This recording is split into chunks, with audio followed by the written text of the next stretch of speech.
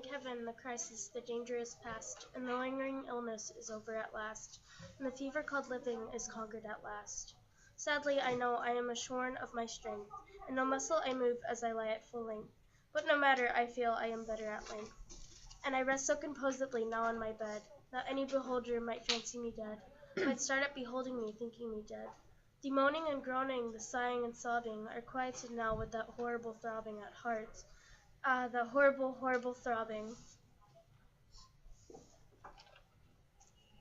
The sickness, the nausea, the pitiless pain have seized with fever that madden my brain, with the fever of living that burn in my brain, and oh, of all tortures that torture the worst, has died of the terrible torture of thirst, for in that prolonging river of passion and curse I have drink of a water that quenches all thirst, of a water that flows below thy sound from a spring, but a very few, freed underground from a cavern, not very far, down underground, and let it never be foolishly said that my room is gloomy and never my bed.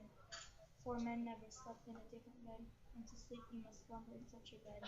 My tantalized spirit here badly reposes, forgetting or never regretting its roses, its old agencies of myrtles and roses. For now, while so quietly lying, its fannies a odor, about pansies, a rosary border, to mill with pansies, with rue and the beauty of Prussian pansies. And so it lies happily, bathing in May, a dream of the truth and the beauty of Annie.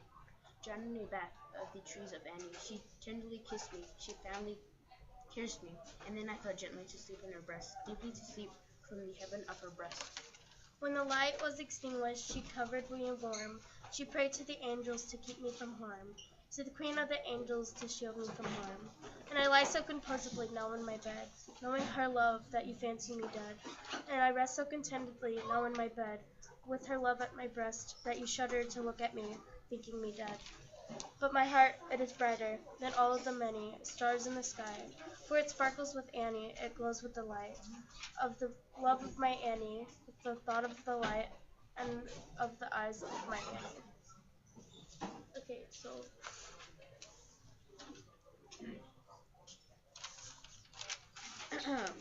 Our question was, how does the poetry of the poet reflect himself or herself as a poem?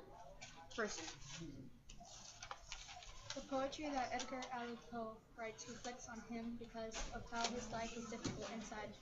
His parents died and he was in a foster home. The girl he liked never liked him. Nobody paid his college, and there was a crazy amount of death in his family.